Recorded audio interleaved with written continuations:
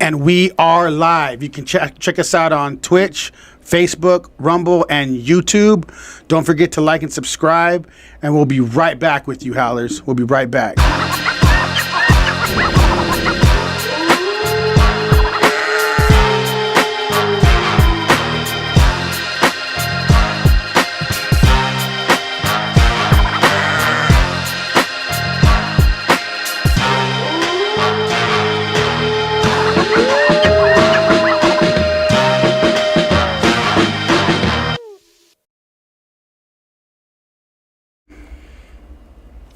How's over Baz? I'm Jacob Casas, and this episode is called Powerhouse. We have a very special guest today that I'm going to allow her to introduce herself.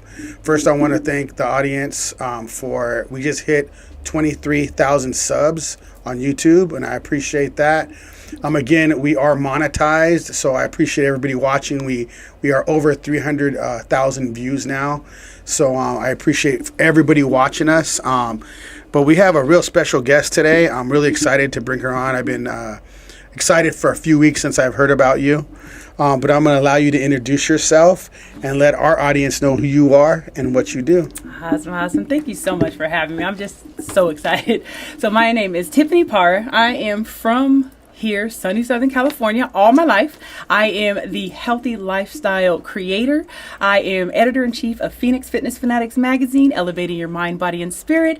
Also a 6-time best-selling author, a health and wellness coach, and also a I got so many different hats. Oh my goodness. I'm also the TV host of Girl Powerhouse on Mupo Entertainment. So big ups to Michelle Mupo. So we got a star in here right now. We're looking like we got a star coming up in here. That's cool. So you got a lot of hats you're wearing. I do. That has to be pretty hardcore struggle on sometimes. Like you got a lot of people that are under you and you got to lead that, right? Yeah. Oh yeah. So before we get into all that, I want to kind of try to dive into how did you get into that? So how did you get into this field? Because we were talking behind the scenes before, and I want to find out how did you get into this? What were you doing before you were doing this? So I was actually in human resources for many years. I was in management before that, in retail sales, and I never in a million years ever thought I would be in this space. And this really started out with a health and wellness journey that I went through. I lost a bunch of weight. I lost over 100 pounds and congratulations. Thank you. I mean, that was hard. It's still hard to maintain. And, within doing that, I became a personal trainer because I didn't want to hurt myself in the gym. So I kind of started doing that, started sharing that with people. They started getting results, but that wasn't what I wanted to do. I still wanted to do the health and wellness HR piece and really lead people and help them to be well in the workplace. Because when you have healthy people working for you, you're not going to have people calling out sick and things like that. You're going to have more productive people. So that's true.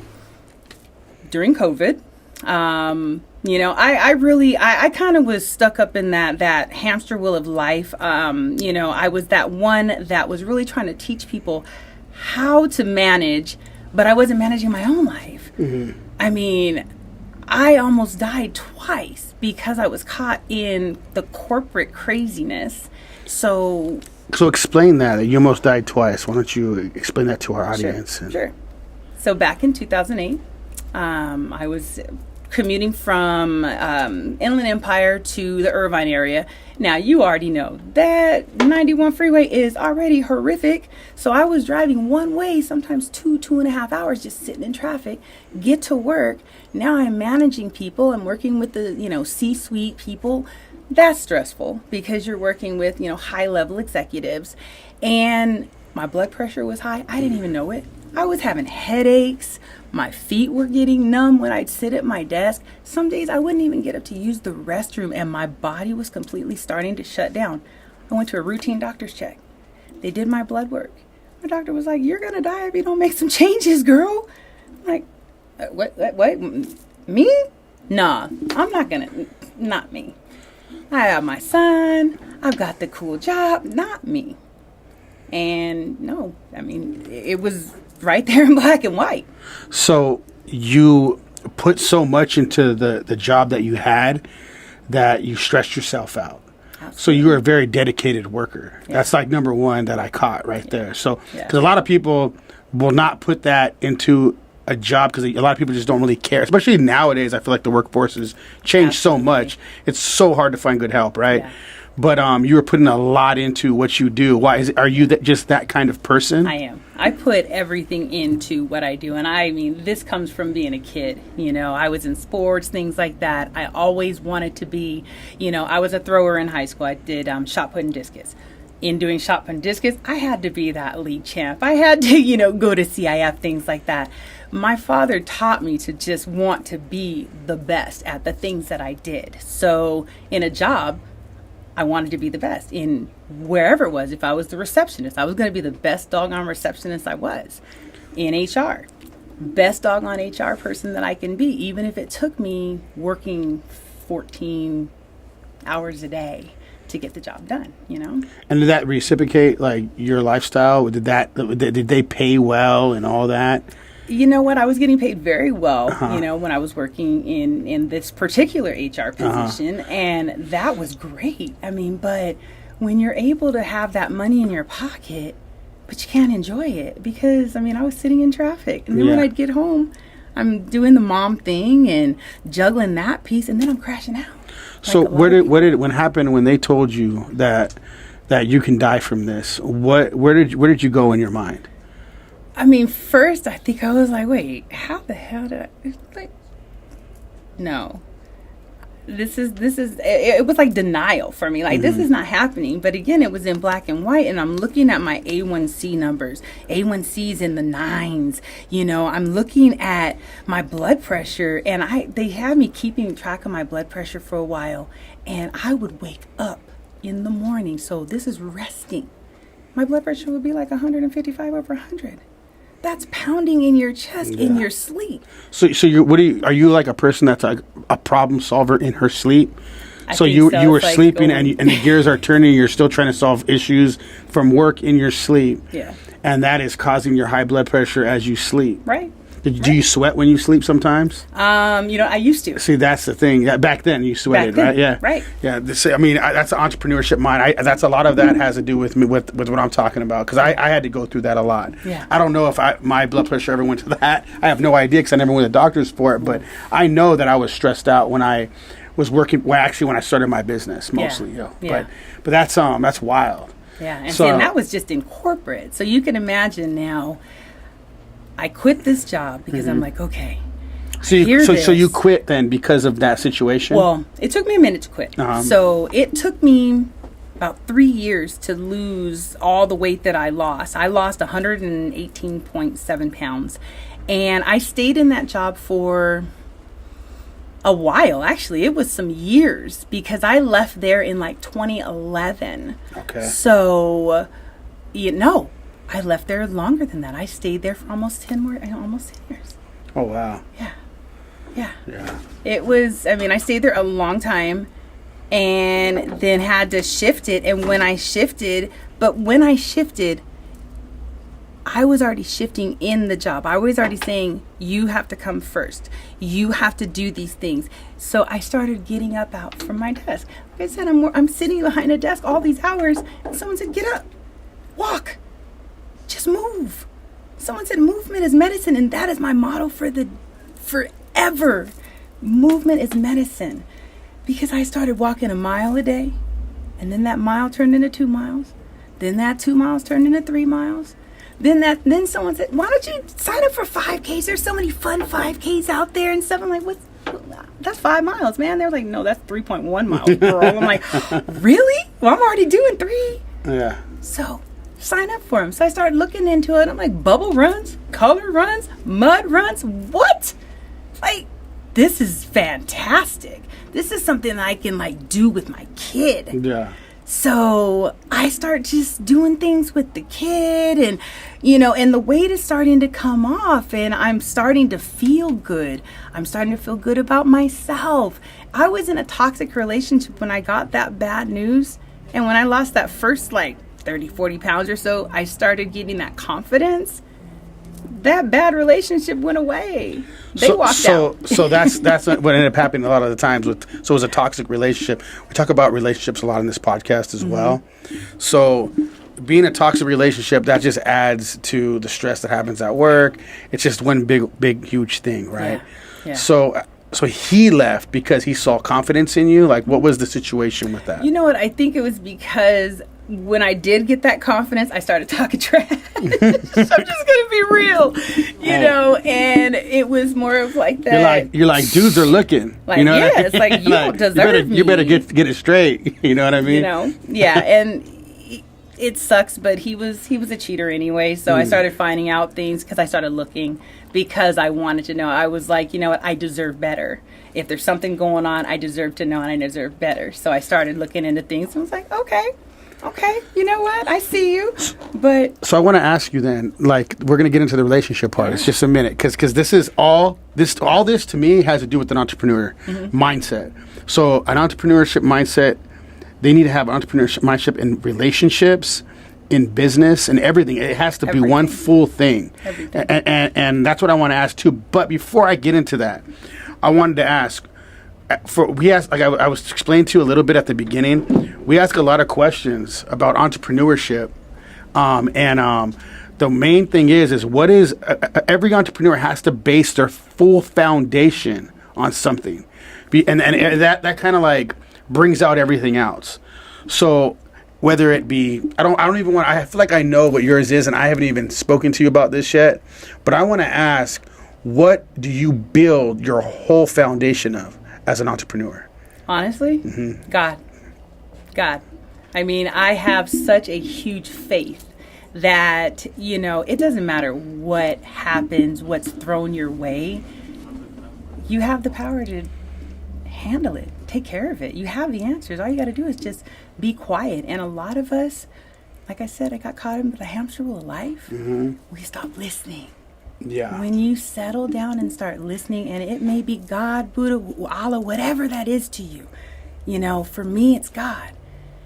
Once you really connect, the answers come. And that's really what I've built my business on, because every step of the way so far, it's been guided that way. You know, when I got laid off out of that corporate rigmarole, it was like, oh, God, wait. God, you already have me. I'm already a personal trainer, and I'm sharing this, and people are getting results and stuff. You already gave me that gift. Okay, I hear you. It's been in front of me for a while. Yeah. So now, how do I work this? He put coaches in front of me to help me figure out how to. Okay, this is how you build your services and your products. Because I thought it was a joke. I'm like, dude, like I'm not a product. I don't know how to do this. And he gave me all. He sent everybody I needed, and it still does. So I want to ask you. You built your foundation on God, and what has God looked like to you as an employee and living that hamster wheel of life? How does God look to you now that you're an entrepreneur?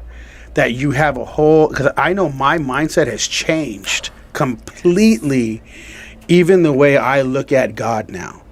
I look at the whole situation. I'm a Christian. I'm a believer in Jesus Christ. But the way I look at situations, I think there's a humongous difference on how you look at things. Because I feel like a lot of people, I just want to say this before you answer. I feel like a lot of people say, you know what, I'm waiting on God to basically rescue me. I'm waiting on God. I'm waiting on God. I'm waiting on God. The thing is God puts a lot in front of you, and you don't realize that He blessed you a lot of the time, and you take that thing, taking it for granted. Like, this is not my blessing. This is just another like obstacle in my way to get to my blessing. Right. When that was your blessing. Yeah. And you just need to capitalize on that and build off that. And I really believe that as I grow into an entrepreneur, more and more as days gone by. I just recently stopped drinking. I don't drink at all anymore. Thank you. But my mindset has changed. But so I want to kind of go back and forth with you on this side, because I really believe the audience need to understand this. That I want to know how you see God now that you are, because the entrepreneur life is so different. It is. How do you see God from how you've seen him before? I mean, God has given me a lot more compassion, in just the way that I just work. I mean, because he helps me to just kind of tap into people. Now, I'm a coach, right? So I used to just, when I would talk to people in HR, it was just, and he's really just kind of opened my heart. And he has just helped me to really understand people in a different light. Mm-hmm.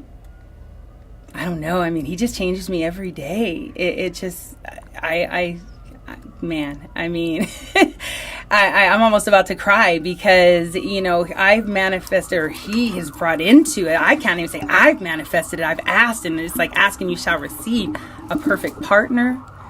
Now the perfect job. I mean, a job that I fly out of bed every day and say, thank you, Jesus. Isn't that so different? Thank you, Jesus. I mean, because before I used to, the alarm would go off and I'm hitting the snooze button 3-4 times. Oh, God, I gotta go.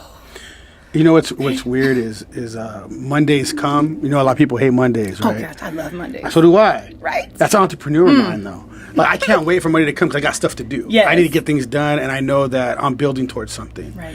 So I just think that that's a completely different mindset when you get up knowing you're going towards a goal. Right. I mean, people live for the weekends, mm-hmm. and I feel sorry for those people that live for the weekends. I don't live for the weekends. Right. The weekends are almost, to me, like a waste of time. Unless you're hiking, you're doing different things, spending time with your kids, family, things like that. Mm-hmm. But if it's like one of those kind of dull weekends, I'm like, oh, this was a waste of a weekend for me. I could be doing something, right? Mm-hmm. So, I mean, I think it's just a whole different mindset once you become an entrepreneur. It is. And I mean, but I see for me on my weekends, I like to, honestly, I get into feeding the homeless, with church and getting into that service. I do go out in nature a whole lot. That is my time to really go within. And really, that's what has helped me to keep my health the way it is now, is going within, taking that time to connect with my body and, listen to my heart rate and things like that. So the weekends for me is really to detach. Mm-hmm. If I am, I'm a writer, so I may go out and sit in the park and do a lot of writing, and it's just a brain dump. I don't take it very seriously where I was like, oh, I gotta get this done, it's your stress reliever. Let me just get it out, and that has been a game changer. Really being able to understand that stress is a killer. Mm-hmm. Stress is the number one killer out there, and we need to connect with our bodies. We need to learn how to breathe. People don't even know how to breathe anymore. I mean, when you're breathing, you're taking these short little breaths, and you're not even realizing it because you're just living. No, just and really connect, and that is. Yeah, that's something that's just been huge for me for my weekends. So that's and that's been huge for an entrepreneur because that has helped me to take it to the next level. Just giving myself that time and that grace and saying, okay, you know what? It is time to just. I can tell you're a strong woman just by talking to you, and I want to ask. So now with the whole toxic relationship that you were talking about, as a woman, a strong woman. And you go back and you can see yourself as a woman with that man. Mm-hmm. What would you tell that woman? Look at the signs. See the signs. And honestly, feel what's in your heart. Because I mean, our body gives us the signs. When you start feeling that my stomach would hurt when I was with this man. My head would hurt. I would get headaches all the time. And it was like, why are you getting all these headaches? Why are your stomach hurting? Why are you, And I'm going to tell you, a woman's intuition is right almost all the time. Yeah. Sorry, man, I'll put a lot of you on blast right now, but it's true. I mean, even with me, when I was doing my thing and a woman was just left feeling that, she was always right. Yeah.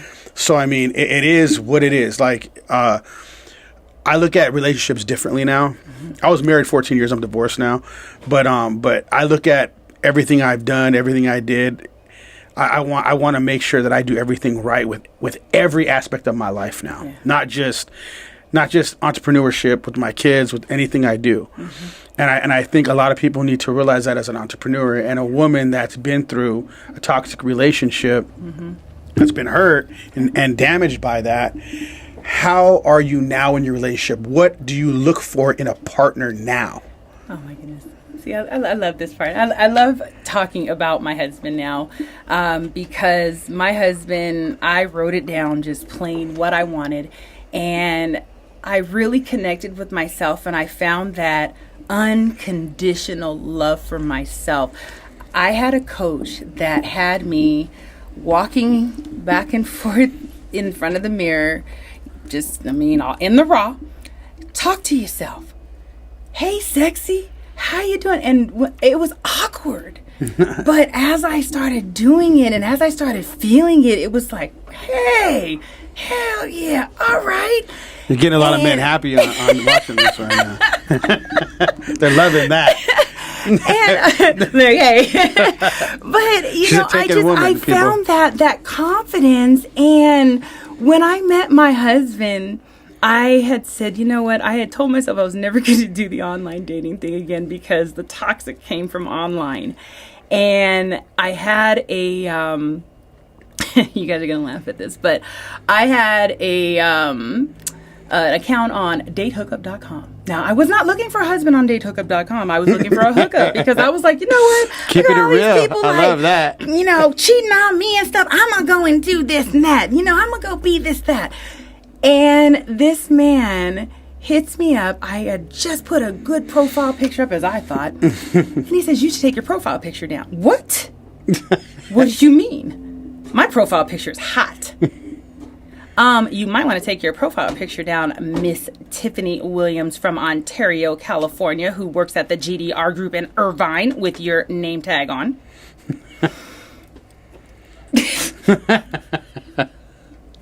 I shoot back. So you got a man to hit you up. A man. Yes, a man. Okay, because he was looking out for me from the beginning, and it was like we just became friends, and that was the thing. I was so wanting to jump in relationships before when I was younger and all that stuff, and that's where I got into all the toxic stuff because I was jumping into it. You're right. That's where it goes. Just be friends with this guy, and he's like, well, you're not even my type, and I go for this kind of girl and that, and my baby mom is this, that, and the other, and I'm like, oh, well, you really aren't my type either. This is this is the type that I would go for.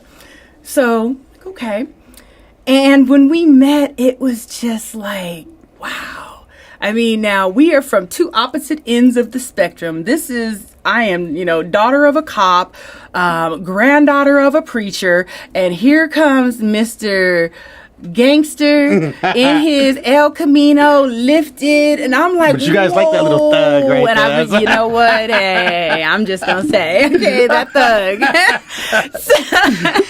Every once in a while, thug at him sometimes. It was great because he was very educated. He went to Catholic school. Throughout everything. So he was really. It was like, oh, don't judge a book by your cover here. Yeah. And it was just great. I mean, we were together we've been together for 12 years. We've been married for going on 6. And you love this man? And I love this man to death. What do you love about him the most? Like really, before you answer, really think about this. What do you love about this man the most? That he's still chivalrous. He still opens the door. He still pulls my chair out. He will buy me flowers just because. And it's just amazing. And the other thing is, every time this man leaves for work every morning, he does not miss a day where he does not kiss me and say, goodbye, babe. Love you. Have a great day. And that's everything. So I found that man, and that balance for me.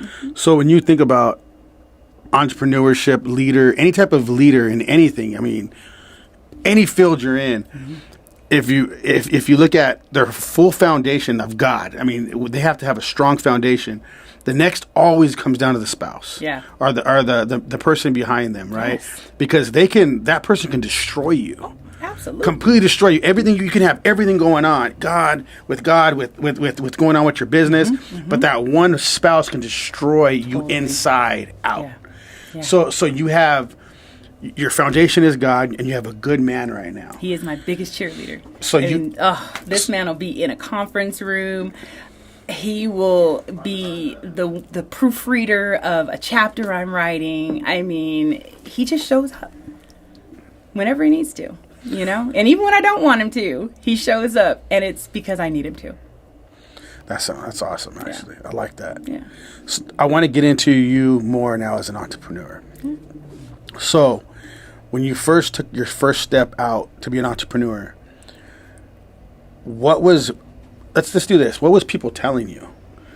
Were people thinking you're crazy?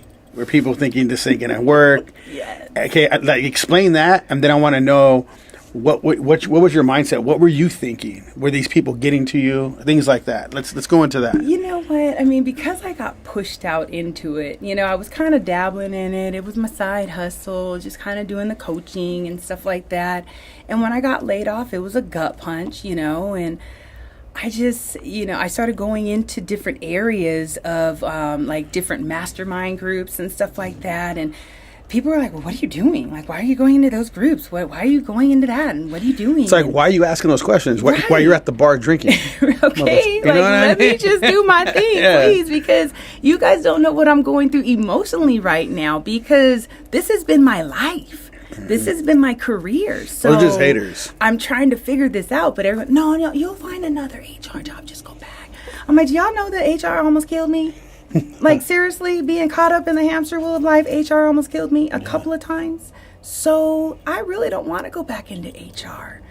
And, just, you know what, that pays you, and you need to, that's going to, and my husband was the one that was like, you know what, whatever you want to do, just do it.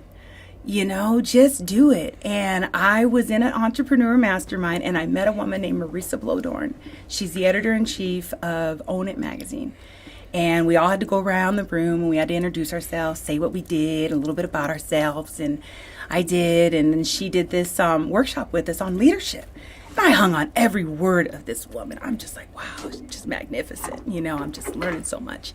So I hit her up and I said, you know, and I used to not want to hit people up. I mean, I was always told just, no, don't worry about it. Don't do that. You know, they're not going to talk to you. So I hit her up. Hey, you know what? I would love to, you know, have a conversation with you outside of this. Sure. That conversation was a 4-hour conversation. And me and this woman, I mean, to this day, she's one of my aces.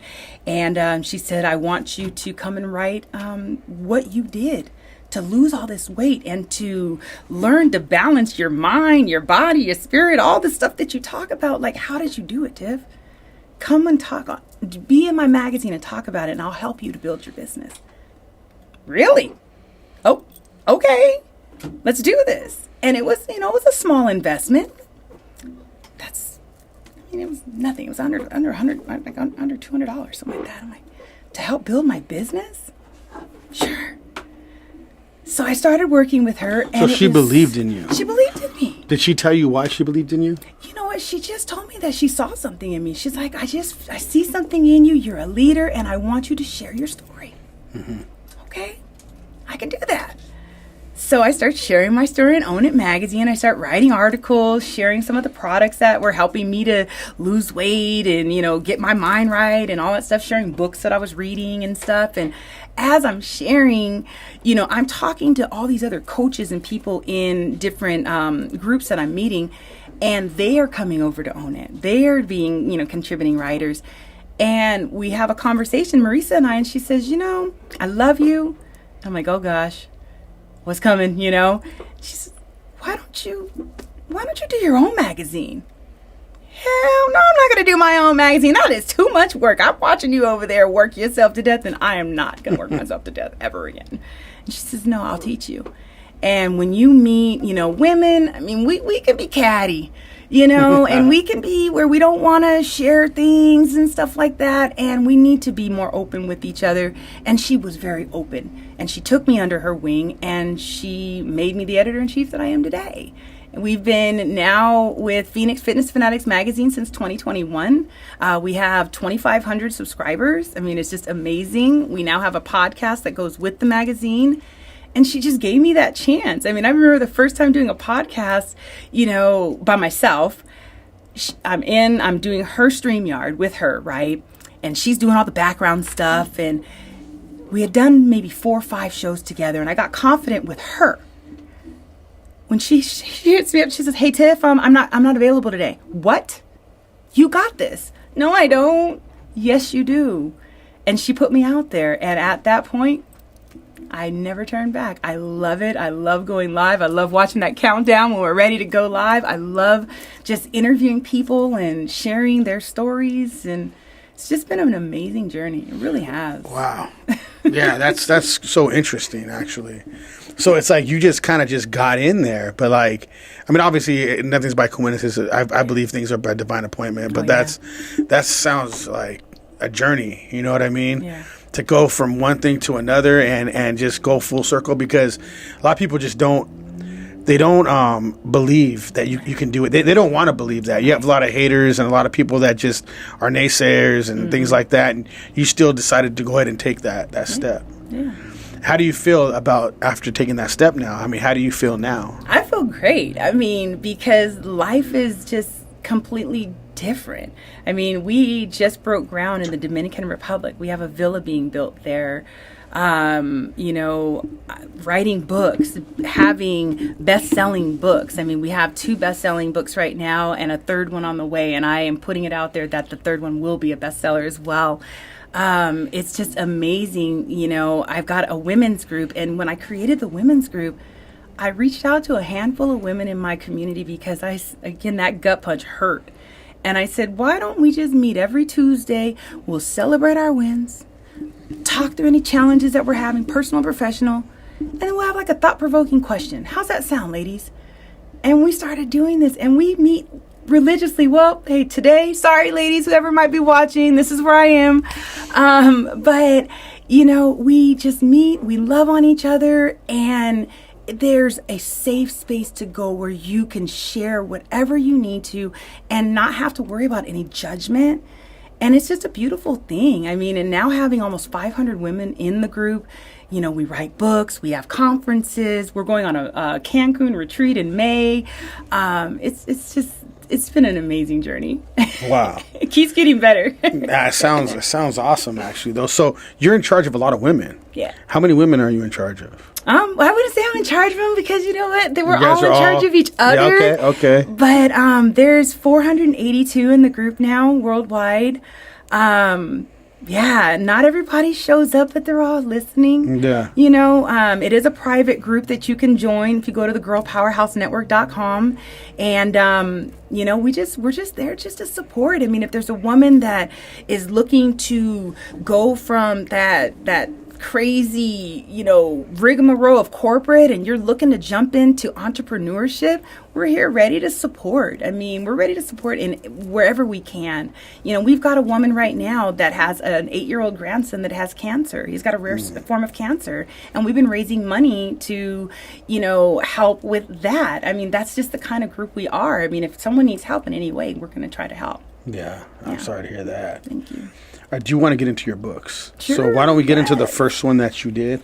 You can show. Is this the first one? That's the first one, yeah. So why don't you tell people about this book a little bit? So that is Becoming a Girl Powerhouse, a compilation of stories. That one was the first of the Becoming a Girl Powerhouse trilogy. In the group, when we first started, I just went and I asked a few of the ladies. I'm listening to stories, right? Because as we're meeting and we're sharing, I'm like, y'all have been through some stuff. Like, man, like you make it like what I've been through. I thought it was like way big, but you making it feel like it's not. And I can just push through because you've been through some stuff. And that's crazy because I actually was talking about this the other day is, you think that, man, I went through so much, and you think so much about yourself, and like almost like give you like a woe's me sometimes. Mm-hmm. But then you hear other people's story, and you're just like, wow. And that happened recently to me. Yeah. And I'm like, man, I can't even imagine what they went through, and they don't think that there's a lot of people out there that don't think there's any way life is besides what they know, and that is like sad. But that's all they know. It's not like, cause I was thinking, I grew up kind of rough, right? I grew up in a meth house. I grew up pretty rough, right? It was bad neighborhood. Crazy story. But what it came down to is, I was thinking that, there's always a way out. I made it out. I made sure I own my own business. I pushed. I have my kids. I'm really good with my kids. I thought all this stuff. But I heard somebody else's story, and they weren't telling it to me for the woe was me thing. I'm just hanging out with them. Yeah. And they literally are in a life. It's two women. They're in a life of sex trafficking. Oh my gosh. So they were both forced into sex trafficking, and they believe that's just life. They're both in their 20s now. And they just live this life. They think this is the way life is. Like, it's fine. This is great. Like they think that the way I'm living is a whole nother world. And I'm just like, what? Like, this is, you don't have to live this life. But when you hear them talking, it's like you can't even really say that to them. I'm hearing their story, hearing the way they talk, and it's just sad. You know, and you start realizing, like, the world is different. And they don't see, they haven't got the opportunity to even see. Right. They were young teenagers when they got involved in that. And it was just like, wow, you know. So we're fortunate, I feel like, a lot. And that's why I think it's good, because women, I feel like they would have a better chance of women talking to them about this kind of stuff. Because a lot of the men that I'm with, all they're trying to do is like, oh, yeah, it's a sad story. What's up? Let's hook up. Right. You know what I'm saying? Like, they're not even, I wasn't even thinking that. But I'm sitting listening to them. I feel like since this podcast, I'm really good at listening to people now. Yeah. And I start listening to what they say, and it's like, I'm not trying to hook up with them or nothing. I'm just listening like, wow, this is just sad. Like, there's a whole nother life out there you guys don't even know about. Right. This isn't it. This isn't just the life you have to live. Yeah. But it's hard because they've never seen anything differently. Right. Yeah. And it's like, it's almost impossible to them. Yeah. And see, that's why I really encourage these women to share their stories, because there's going to be another woman out there that reads the story and they're like, oh my gosh, they're going through the same thing. Maybe it's that woman that had cancer. Maybe it's that woman that had that near-death experience. Maybe it is that woman that got sex trafficked. I mean, we've got women in the group that have had that happen, you know, or domestic violence, you know, situations, things like that. And, you know, losing children, not being able to have children. I mean, there's so many different stories out there that these women are sharing, and they're digging deep. Yeah. I mean, you know, I created a program for them because when I wrote a couple of books in the beginning, you know, I was part of a few book projects, and I was kind of stuck. It was like after I finished, I was all excited about having the book. I'm like, yeah, I'm an author. Cool. What do I do now? You know, and I didn't want the women that worked with me to have that kind of feeling. I wanted them to be able to feel like they could go out, they could take this book and they could go to women's shelters, they could go to churches, things like that, and they could actually teach women through sharing their stories and teaching them how to be confident even with getting on stage. So I actually do put them through a speaking training while they're with me writing, to get them confident to be able to go out in the world and really share their story. It's like, you just began by writing it down and sharing, and I am so proud of you. Congratulations, but now we got some more work to do. Yeah, just got started now. Yeah, absolutely. I do want to ask you a question now. So I'm going to switch it up on you a little bit. I've been listening to you talk and all this. So I was to explain to you that I ask a series of questions for leadership. But I want to ask you, for a woman's side, what is a leader to you as a woman? So I want to start with that first, and then I'm going to get into something from that still. I think a leader to me as a woman is a woman that listens. A woman that listens without judgment, because we are very judgmental, and I think sometimes we're just judgmental by nature. I mean, that's just women, you know. And be loving. I mean, have that unconditional love for your sister, because we are all sisters, you know. And that's really what has helped in my group, I feel, because I've taken an HR approach in my group. Every woman that is in my group has, even if they've been a referral or whatever from someone else, I will take the time to reach out to them and have a conversation, because I want to get to know you first, because I need to know if you are a good fit. Because if I hear cattiness things, and I am a social media stalker by trade, I have to be, I will go onto your, your Facebook or your Instagram, and I will look and see, like, are you speaking, nastiness out there, or are you pouring into the world? Are you pouring joy out there? What is it that you're doing out in the world? If it's negativity, I don't need you in my group, because I don't need that cancer in my group. So to me, I feel like a leader is someone that is going to protect the group and really be an authentic person and be very real. I'm very transparent with my girls. They know what I'm going through all the time.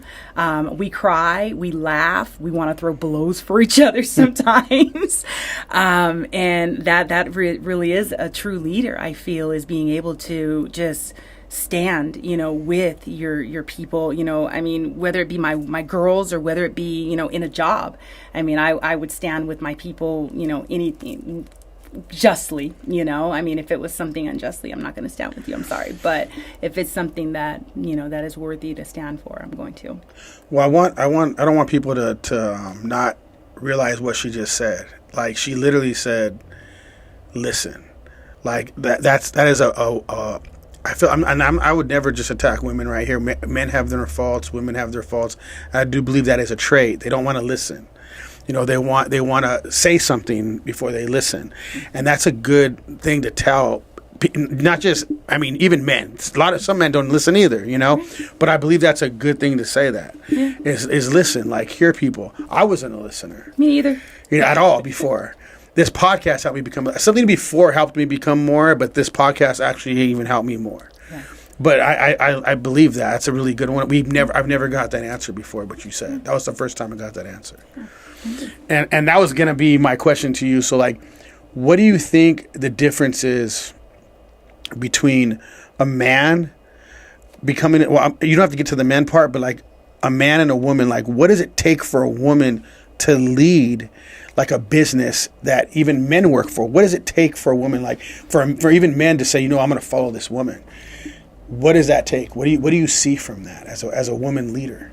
I think sometimes we have to take the emotion out of it, and really pick it apart, and because we're so emotionally driven, right? I myself have been in the past, and we have to just take a moment to just breathe for a second and just, okay, let's look at this. Men are so much more analytical. Mm-hmm. And they really, because my husband's the same way. He'll pick something apart until I'm like, stop it, But I don't want to see all that. Sometimes it might be that we had a fight with the kids, or maybe it's that time of the month or whatever it is. But we just, as women, are emotionally just charged. So we have to learn to take the emotion out of it and not take things so personal. Because I know, as a woman leader in the businesses that I've been in, that has been some of the things that I noticed with some of the, women that I would talk to. They would be having a meltdown, and it's like, well, wait, just stop for a second. Look at this whole situation. Okay. And you can see more clearly if you just take the emotion out of it. And that's, some men are emotionally charged as well. I've met quite a few in corporate, but I think that just us as women, sometimes we do. And don't get mad, ladies, but I just think that sometimes we do need to. Yeah, we put men and women on blast in here. We even put ourselves on blast. Right. That's something we do here. We're so like we're just transparent about the way things are. And I think you need to be, because if you can't recognize the faults that you have, how can you better yourself? Absolutely. And I think people really need to do that. Yeah. Because you have the people have these faults and they don't even realize it. Mm-hmm. I started realizing it when I was watching the podcast. I'm like, I don't like that. I don't like what I'm doing. So I started changing a lot of things about me. Yeah. What about you? So watching the podcast that you do, what have you seen in yourself that you're like, I need to change that? Well, I will say that, I can't hide facial expressions. So there are times where I'll have a guest that's kind of going off in the left field, and I'll go back and I'll watch it, and I'm like, oh my God, did I really have that facial expression? Like, the whole audience knows what I'm thinking right now. So I really have to watch just the facial expressions. Give it to them. They need to know they're going off. What do you mean? It's like, hey. And just having fun with it, because that's what you have to do. I was so, like, serious with it at first. Like, oh my God, I can't mess up. Oh my God, if I mess up, I'm just not even gonna, like, I'll pull it down. I don't even know what I'm gonna do. And now I'm like, if you mess up, so what? You're the mess ups human. are the funny part sometimes. I wish that I had, like, some of our girl powerhouse. We like the first 10 minutes or so of our meetings are kind of like backstage. We're waiting for, some other ladies to join, and then we go and get into it. And it's so funny because you're listening to some of the conversations, some of the banter going on. You got stuff going on in the background, in the house, dogs, kids, whatever. And then when we start, it's like, boom. Even the dog sets up, huh? Right? Dog knows. That's crazy. But it's so much fun. Just have fun with it. That's what I had to learn, seriously. I was having too much fun. You know what I mean? That's why I stopped drinking. I was like, hey, I think I'm having a little too much fun on this thing. So I was like, I decided, you know what? Yeah, it's time to, this is going somewhere. I didn't expect it to go somewhere so fast. Yeah. So I was like, I don't like, I'm gonna be depicted as that guy. You know what I mean? Yeah. I'm still me. I still, you know what I mean? But at the same time, I'm cleaning it up a little bit. I'm like, I need to clean my act up a little bit. Like just yeah.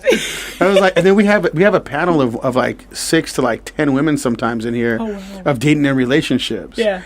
And the only time I want to drink is when they're in here, because I'm like, oh my God, this is like, it was so much more fun when I was drinking. Now I can't hear all this. Like, this is wild. You know what I mean? Emotional. Yeah, like, you can definitely tell the difference, because we have a panel of men, and it's just completely different than it is with women, because they all want their voice heard. Like, right now. Right then, there is no like, just everybody shut up, I'm the one. They'll talk over each other like they're not even talking. That's that listening thing. It's like, whoa, like, what is happening here? Like, come on.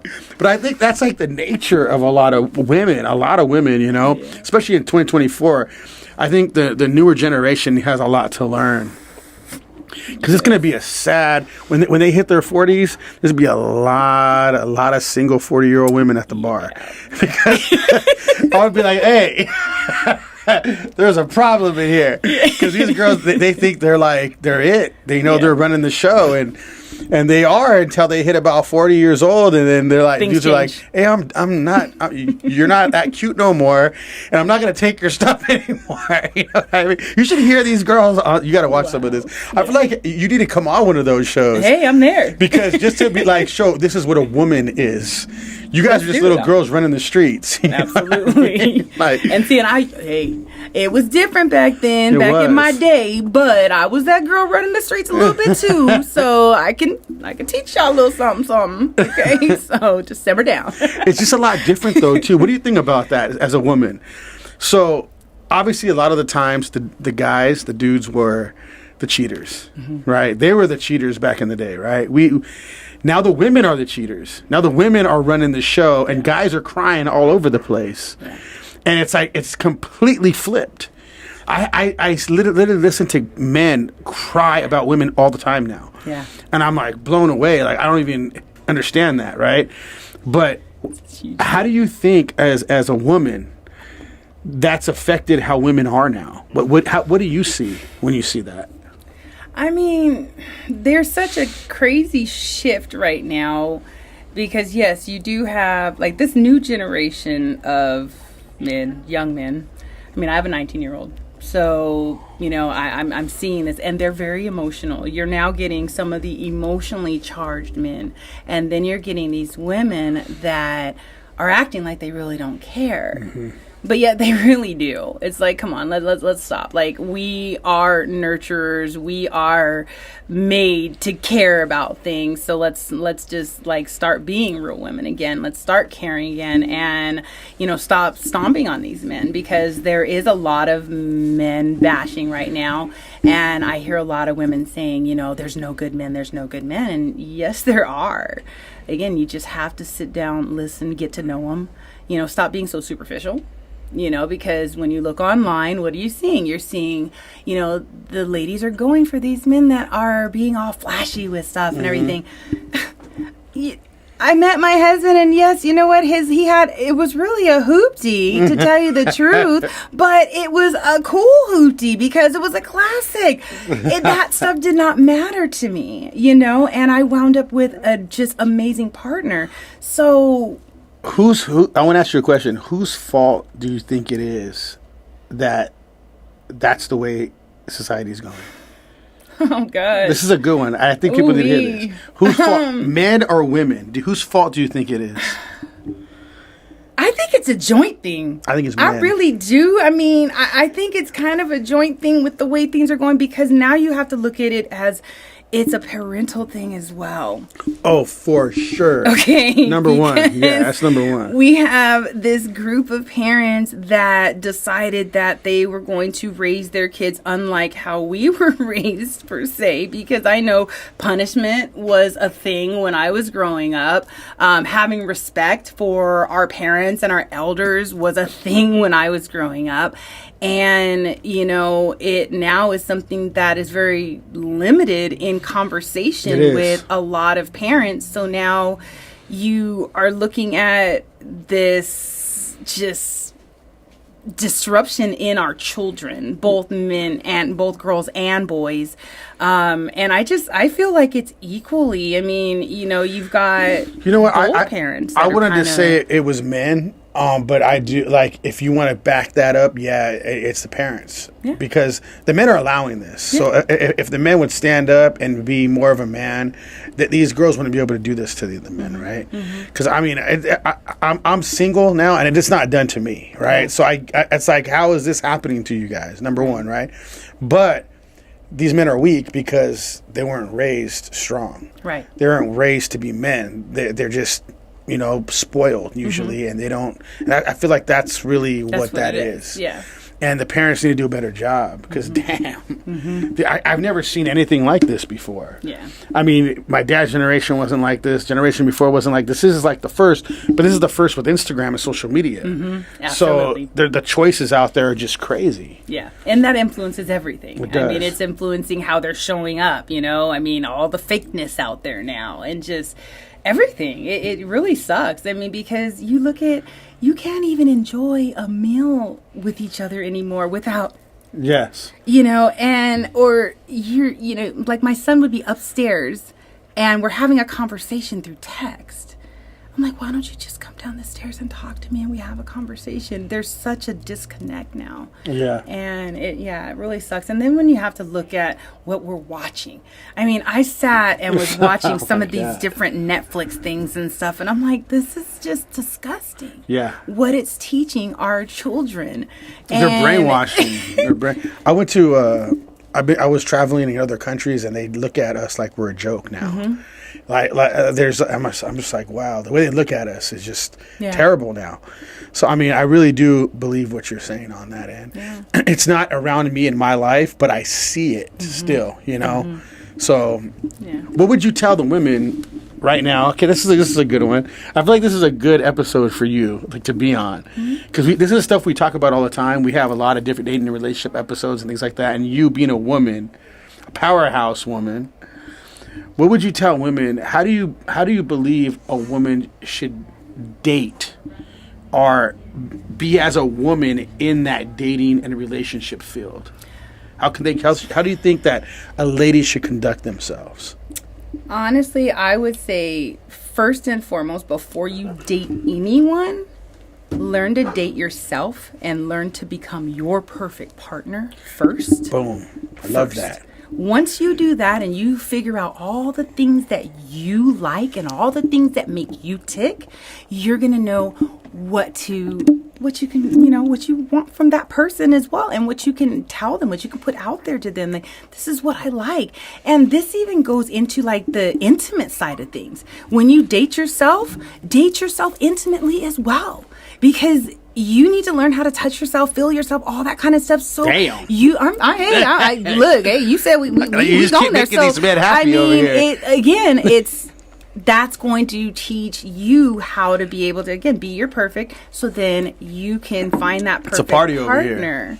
You can find that perfect partner. You know what you want. You know the conversations you want to have. I was having conversations, and it sounds crazy, but I would have conversations with myself. I would take myself out to the beach, and, I'd go to the gym, and it was like I was just really getting happy with me. And that's what seriously brought that perfect partner to me, because I knew how I wanted to feel. I knew the experiences I wanted. I was even buying myself flowers and things like that just because. And now I get flowers just because. Oh, see, there you go. Yeah. You're like, this is what I want, and this is what I'm getting now. You got the man that knows, huh? Right, yes, yes. I love that. Hey, this is a party over here, this show. You're making all these men in the chat happy right now. What's going on? Because we got some weirdos that watch the show. We got, you know what trolls are. I do, so I do. You got them all imagining over here right now.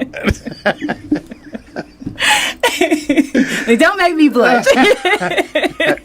So your husband's going to be like, oh, man, you got all these dudes imagining you now. He's not going to like that part. No, he's so calm. He'll be like, but you know what? She's coming home with me. So how long, you said how long have you been with them now? We've been together since 2011. 2011. Yeah. So we're running out of time, but I do want to ask you a couple more questions. So this is actually really good, because what you just finished saying. So you learned a lot about who you are this past few years, right? Yeah. Oh yeah. In every aspect that we learned so far. So I wanted to ask you, since you've learned so much, take away everything. Take away the mics, take away money, take away all that stuff. And let's go dive into your heart. You by yourself, butt naked. Who are you deep inside? If your heart was to talk to us, what would your heart say to us of who you are? That's a deep one. Ooh. Man. Take your time. I want you to really think about that. My heart would say I'm honestly just that, and I'm an unconditionally loving heart. Like, I love people regardless of if they've hurt me. I have forgiven them, and that's a lesson I've had to learn, because I held so much inside, and I held so much inside that it was making me sick. So when I tell people, I'm all about balancing the mind, body, and spirit, and, connecting in that way, that's my heart. It's just that unconditional love for people, for just life. And that's who I am, just a lover of life and just everything in it, the good, the bad, the ugly, and everything in between. I like that. Yeah. And another question. Are you happy? Yes. You are happy. I am truly just ecstatic with life. I love, yeah. What's your happiness? Helping people. Helping people is my happy. Like, again, when I can wake up and I can have a conversation with someone, even if it's just having smiling at someone and seeing, I was getting coffee for my mom the other day at the donut shop, and I saw this guy, and he looked really, really down, and, people just walking past him, they're not even looking at him. And I just looked down and, good morning, and I just smiled. And he looked up, good morning, and he just smiled back, and I know that probably was the one thing that made his day that day. So just have to just love people and just, yeah. Have you found peace in your life? Yeah. You look like I can see it in your eyes. You found peace. Yeah. I'm about to cry. Yeah, I have. How long has it been since you've been at peace? You know what? I just actually in the last couple of years found peace because there was a few people that I needed to forgive and just let some things go. And that's what I did because people were telling me you're not going to be able to move forward in what you're doing in life until you just completely just forgive. You know, you don't have to forget it. It happened. But forgive them. For you, not for them, for you. What's your next step? What's your next move? Well, besides moving out of the country, my next move is to, we're going to the Dominican Republic and we're going to start a wellness center. I do a lot of stuff with pain relief, with pulsed electromagnetic field therapy that was just recently introduced to me. So just being able to share that type of healing with people and, being able to just bring that modality out there. I mean, that'll have to be a whole nother show that we do with that. But, we definitely got to bring you back on because I enjoyed having you on. Oh, I enjoyed and I like a lot of, that's what I was going to ask you. So how was your experience? Oh, this has been great. I love your energy. Yeah. I appreciate that. And like I said, I've always been the other one on the other side. So you made it very comfortable for me. I appreciate that. Yeah. Thank you so much. I just try to really dive into people and see who they are because I feel like that's the best way to connect. Absolutely. You know what I mean? Yeah. But I appreciate you coming on. Can you say bye to the people? Yes, bye everybody. We appreciate you guys watching. You guys can go, her Instagram, everything is on there. If you want to check out her books, where can they find your books? You can actually find the books at thegirlpowerhousenetwork.com. You heard that? So, you got that on the screen. Okay, cool. We got it up. So, I want to appreciate you guys all coming in. Don't forget to like and subscribe. And we're definitely going to have you on again. And thank you so much for coming on. So, How's Over Baz. I'm Jacob Casas. Don't forget to like and subscribe. Shed the sheep. And we are out.